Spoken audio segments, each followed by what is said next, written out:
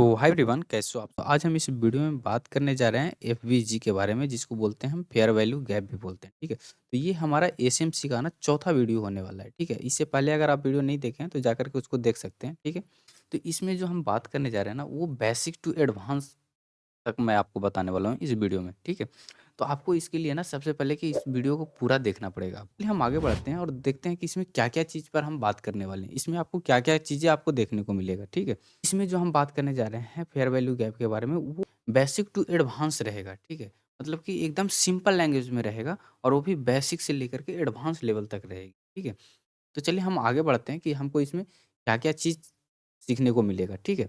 तो सबसे पहले हमको समझना पड़ेगा कि फेयर वैल्यू गैप होता क्या है, ठीक है? तो फेयर वैल्यू गैप कुछ नहीं, 3 कैंडल मिल कर के एक पैटर्न बनाता है। देखिए जैसे कि यहाँ पे देखने को मिल रहा है बुलिश फेयर वैल्यू गैप, ठीक है? और बेरिश एफवीजी, ठीक है? तो ये 3 कैंडल मिल कर के एक पैटर्न बनाता है। वो कुछ इस तरह से आपको देखने को मिलेगा, जैसे कि ये 3 कैंडल हम पहले बुलिश फेयर वैल्यू गैप समझ लेते हैं, फिर बेरिश वाला समझ लेंगे, ठीक है? तो बुलिश वाला में हम देख रहे हैं कि ये 3 कैंडल आपको देखने को मिल रहा होगा, ठीक है? 1 कैंडल, 2 कैंडल और 3 कैंडल, ठीक है? तो जो ये जब मार्केट में बुल रन आता है, ठीक है? तो एक इम्बैलेंस क्रिएट होता है, ठीक है? इम्बैलेंस क्या होता है? एकदम सिंपल लैंग्वेज में समझते हैं, ठीक है? तो पहली जो कैंडल बना बुलिश कैंडल बना, ठीक है? फिर दूसरी जो बुलिश कैंडल बनी और तीसरी कैंडल जो बना, ठीक है? बुलिश वाला, ठीक है? तो पहला कैंडल और तीसरी कैंडल के बीच में जो गैप क्रिएट हुआ ना, उसी को बोलते हैं फेयर वैल्यू गैप, ठीक है? आप समझ गए? उसी जो पहला कैंडल और तीसरी कैंडल, ठीक है? बीच वाला जो कैंडल है उसको हाइड कर दीजिए। तो जो बीच में जो गैप आपको देखने को मिला है ना, उसी को बोलते हैं फेयर वैल्यू गैप, ठीक है? और इसको देखिए तीसरी जो बेरिश फेयर वैल्यू गैप है उसको समझ लेते हैं, ठीक है? ये भी 3 कैंडल से मिल कर के बना हुआ है, ठीक है? तो पहला कैंडल, दूसरी दूसरी कैंडल और तीसरी कैंडल के बीच में जो आपको देखने को जो गैप मिल रहा है ना, ठीक है? इसकी बीक और इसकी बीक, मतलब कि पहला कैंडल का बीक और तीसरी कैंडल के बीक, बीच में जो गैप बना है उसी को बोलते हैं फेयर वैल्यू गैप, ठीक है?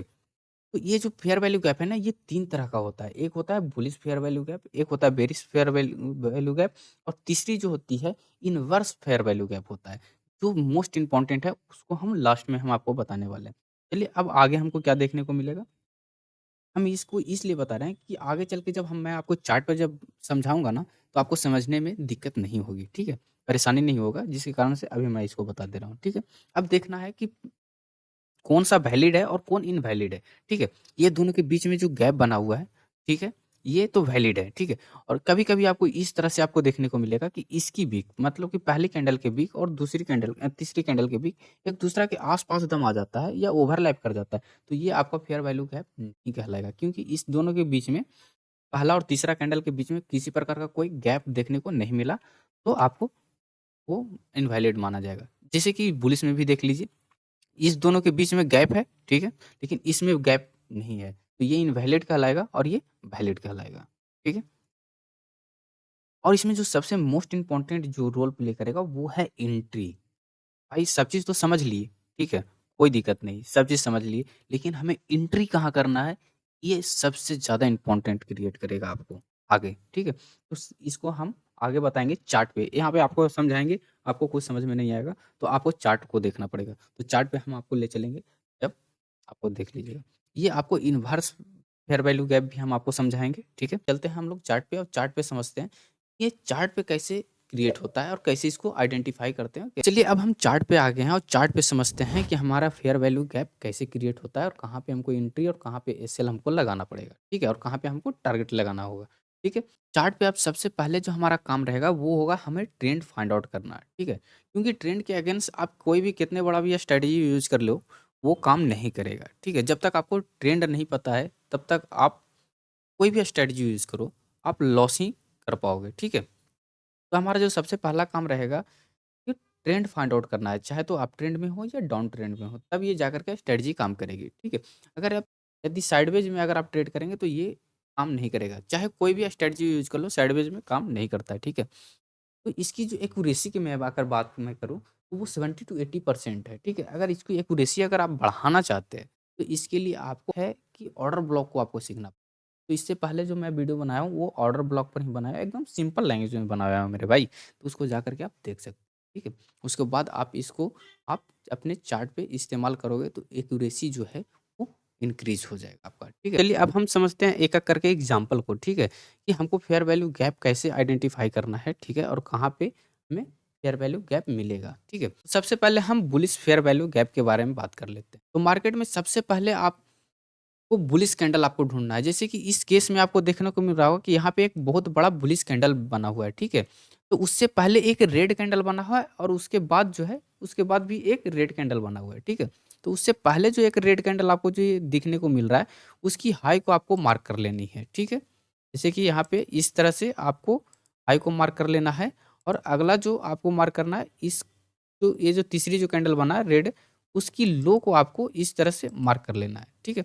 जब आप इस तरह से आप मार्क कर लेंगे तो जो बीच में जो आपको गैप जो देखने को मिल रहा है, इसी को बोलते हैं फेयर वैल्यू गैप बोलते हैं, ठीक है? तो जब इतना आप कुछ कर लिए तो ऐसा नहीं है कि यहाँ पे टच किया और आपको जाकर के एंट्री ले लेनी है। जैसे ही टच किया आपको एंट्री ले लेना है, ऐसा कुछ नहीं करना है, ठीक है? तो उससे जो बेटर जो तरीका है वो ये है कि इसकी जो जो गैप जो आपको बन करके निकल करके आया है ना फेयर वैल्यू गैप, उसको 50% को आपको मार्क कर लेनी है। जैसे कि मैं आपको मार्क करके पहले से दिखा रखा हूँ, इसको 50% मार्क कर लेनी है और 50% में जैसे ही टच करे, वहाँ पे आप एक इनिशिएट कर सकते हैं ट्रेड को, ठीक है? तो ये जाकर के एक बेहतर ट्रेड बनने की जो प्रोबेबिलिटी होती है वो हाई हो जाएगी और उसमें जो एसएल जो होगी वो एक छोटी-सी बन सकती है, ठीक है? अकॉर्डिंग टू यहाँ पे टच करने के बदले, ठीक है? यहाँ पे टच करके यहाँ पे अगर आप एसएल लगाते बड़ा हो जाती, 50% में आकर के टच किया तो वो एसएल छोटा हुआ प्लस में एक्यूरेसी आपकी हाई हो गई, ठीक है? तो चलिए एक और एग्जांपल देख लेते हैं बुलिश फेयर वैल्यू गैप के ऊपर, ठीक है? तो जैसे कि यहाँ पे आपको एक देखने को मिल रहा होगा, ठीक है? कि एक बहुत बड़ा बुलिश कैंडल आपको देखने को मिल रहा है, ठीक है? तो उससे पहले जो कैंडल बना हुआ है, एक रेड कलर का कैंडल बना हुआ है, ठीक है? तो उसको क्या करना है कि उसकी हाई को आपको मार्क करके एक लाइन ड्रॉ कर लेनी है, ठीक है? और उसके बाद क्या करना है आपको कि जो अगली कैंडल जो बनी है, इस बुलिश कैंडल के बाद जो अगली कैंडल बना है, उसकी लो को एक इस तरह से ड्रॉ कर लेनी है, ठीक है? और उसके बाद जो आपकी जो गैप जो निकल कर के आया ना, वो फेयर वैल्यू गैप हो गया, ठीक है? अब क्या करना है इसमें कि फिर से आपको 50% की लेवल को आपको ड्रॉ करना है, ठीक है? तो देखिए यहाँ पे जैसे कि 50% की लेवल हम ऑलरेडी ड्रॉ कर रखे हैं, तो इसको आप 50% की लेवल को इस तरह से आपको फिर से ड्रॉ कर लेनी है। अगर आप एफवीजी के अकॉर्डिंग अगर आप ट्रेड करते, तो यहाँ पे देखिए टच किया है 50 पे, तो टच करने के बाद अच्छा खासा मार्केट ऊपर गया है, ठीक है? तो अब हम बात कर लेते हैं कि एसएल और टारगेट, ठीक है? तो एसएल जो है इसके नीचे एफवीजी के नीचे रखाएगा, ठीक है? और टारगेट जो है इससे प्रीवियस जो हाई है, ठीक है?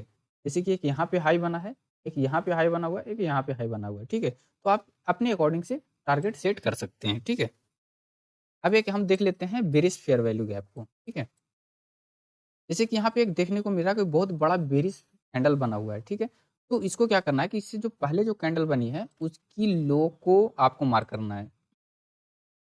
कि लो को आपने मार्क किया, कुछ इस तरह से ड्रॉ कर दीजिए लाइन को और उसके बाद जो एक ग्रीन कलर का जो कैंडल बना हुआ है, ठीक है?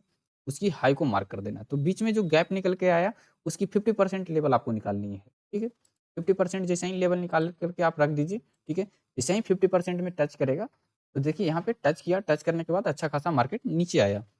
इसके ऊपर आपको एसएल जाएगा और उसके नीचे टारगेट जाएगा, ठीक है? टारगेट कहाँ जाएगा? जो आपका प्रीवियस लो बना रहेगा। जैसे कि यहाँ पे लो बना हुआ है, तो आपको यहाँ तक टारगेट आपको अच्छा खासा मिल गया, ठीक है? और एक चीज़ और ध्यान दीजिएगा, यहाँ पे आपको देखने को मिल रहा होगा कि दोबारा जाकर के टच किया है मार्केट, ठीक है? जब दोबारा जाके टच किया है मार्केट और फिर नीचे आने की कोशिश किया और ऊपर निकल गया, तो ये एक चीज़ बहुत ज़रूरी ध्यान रखना कि ये ऑलरेडी यूज़ हो चुका है, ठीक है? तो ये दोबारा काम नहीं करेगा। आपको ये स्ट्रैटेजी में नहीं है कि आपको दोबारा जाकर के एंट्री लेना है, ठीक है? तो आप ऐसा गलती कभी मत करिएगा, ठीक है? तो एक चीज़ और आपको इसमें ध्यान देना है, ठीक है? देखिए जैसे कि यहाँ पे आपको एक बुलिश कैंडल आपको देखने को मिला, ठीक है? बहुत बड़ा बुलिश कैंडल आपको देखने को मिला, ठीक है? तो उसको आप क्या करना है, अब लाइन ड्रॉ करनी है। इससे पहले जो एक कैंडल आपको देखने को मिला ग्रीन कलर का, उसकी हाई को मार्क कर लेनी है, ठीक है? और उसके बाद जो है दूसरी एक रेड कलर का कैंडल मिला, उसके लो को आपको मार्क कर लेना है, ठीक है? मार्क करने के बाद उसमें 50% का भी लाइन ड्रॉ कर लेनी है, ठीक है? यहाँ पे बुलिश फेयर वैल्यू गैप की बात हो रही है, ठीक? यहाँ पे देखिए, यहाँ पे 50% लाइन ड्रॉ कर लिए, ठीक है? तो यहाँ पे क्या हुआ इस कंडीशन में कि ऊपर गया मार्केट, ठीक है? यहाँ से नीचे आई, ठीक है? जैसे कि यहाँ पे देखिए फिर टच भी किया, टच करने के बाद मार्केट बहुत ऊपर गया है, ठीक है? लेकिन हमारा एफवीजी सक्सेसफुल नहीं हुआ, बना ज़रूर है, लेकिन ये कभी-कभी ऐसा भी होता है, ये ट्रेड नहीं देता है, ठीक है? अब देखो 100% तो कोई भी स्ट्रेटजी काम नहीं करता है ना, ठीक है? और ऐसा तो नहीं है कि कोई भी स्ट्रेटजी हो उसमें लॉस ना हो, ठीक है? तो ऐसा कभी आपको लेकर के नहीं चलना है कि मतलब कि 100% काम करेगा। हाँ, 70 टू 80% मैं बोल रहा हूँ कि काम करता है, ठीक है? तो कभी-कभी बनेगा फेयर वैल्यू गैप, लेकिन ये काम नहीं करेगा, ठीक है? तो अब हम बात कर लेते हैं इन्वर्स फेयर वैल्यू गैप के बारे में, ठीक है? तो देखिए जैसे कि यहाँ पे आपको एक बुलिश कैंडल आपको देखने को मिला, ठीक है? तो बुलिश कैंडल आपको देखने को मिला, ठीक है? और यहाँ पे आपको जो उससे पहले जो कैंडल बना उसकी लिए हाई को आपको मार्क कर लेनी है, ठीक है? हाई को मार्क कर लिए, फिर उसके आगे जो बना उसकी जो लो है उसको मार्क कर लिए, ठीक है? यहाँ पे देखिए क्या हुआ कि ये मार्केट जो है ऊपर निकलता हुआ चला गया, ठीक है? जब ऊपर ये निकलता हुआ चला गया, ठीक है? तो ये क्या किया कि ऊपर से आने के बाद इसको एक नीचे ब्रेक किया, ब्रेक करने के बाद ये 50% में दोबारा जाके टच किया और दोबारा जाके टच करने के बाद ये जाकर के ये नीचे आ गई मार्केट। तो इसको बोलते हैं इन्वर्स फेयर वैल्यू गैप, ठीक है? जैसे कि यहाँ से मार्केट निकला, ठीक है? निकलने के बाद इसको ब्रेक किया, ब्रेक करने के बाद फिर इसमें जाकर टच किया और टच करने के बाद अगर नीचे आता है तो इसको बोलते हैं इन्वर्स फेयर वैल्यू गैप। नहीं समझे? फिर से हम समझाते हैं हम आपको। इन्वर्स फेयर वैल्यू गैप किसको कहते हैं, ठीक है? फिर से आप समझिए, ठीक है? यहाँ पे एक बुलिश कैंडल आपको देखने को मिला, ठीक है? हाई लो को मार्क कर लिए, उसके कैंडल वाला को हाई को और उसके बाद वाला कैंडल को लो को मार्क कर लिए। एक गैप क्रिएट होकर के आया, ठीक है? 50% का लेवल भी आप ड्रॉ कर लिए, ठीक है? तो ये क्या किया कि इसमें टच नहीं किया, 50% तक नहीं आकर के ये डायरेक्ट ऊपर निकल गया मार्केट, ठीक है? फिर वो दोबारा आया मार्केट और दोबारा आने के बाद वो क्या किया कि ऊपर ना जाकर के डायरेक्ट ये नीचे ही ब्रेक करते चला गया। जैसे ही कि ये ब्रेक कर दिया, ब्रेक करने के बाद आपको ऐसा तो नहीं है ना कि आपको बाय कर लेनी है, नहीं, आप वेट करना है, चाहे तो ऊपर निकले, चाहे तो नीचे निकले, है ना?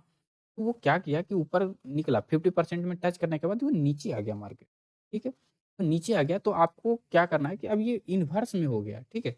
नहीं, इन्वर्स हो गया क्योंकि ये मार्केट अब ऊपर नहीं जा रहा है, फिर से ये नीचे बेरिश बना दिया, ठीक है? तो यहाँ पे आपको inverse fair fair value gap आपको बनता हुआ दिखेगा, ठीक है? तो यहाँ पे आपको टच करा, जैसे ही इसको लो जो कैंडल बेरिश कैंडल बना उसके नीचे आपको ट्रेड इनिशिएट करना और फेयर वैल्यू गैप के ऊपर एसएल आपको डालना। एसएल डालने के बाद आपको टारगेट जो स्विंग जो मतलब कि लो बना है, प्रीवियस लो जो बना है उसको आपको टारगेट आपको डिसाइड कर लेनी है, ठीक है? तो आज के लिए इस वीडियो में बस इतना ही। अगर अच्छा लगा तो लाइक एंड सब्सक्राइब कर लेना। अगर नहीं समझ में आएगा तो फिर से बता देना कमेंट कर के, ठीक है? मैं फिर से इसके ऊपर मैं बना दूँगा, ठीक है? पूरी डिटेल में कमेंट तो करो कि आपको चाहिए क्या? आप में इसमें क्या नहीं समझ में आया? तब तो मुझे पता चलेगा कि आपको क्या समझ में नहीं आया। जो चीज़ समझ में ना आए, हमें कमेंट करके ज़रूर बता दिया, ठीक है? तो चलिए अब आज के लिए बस इतना ही।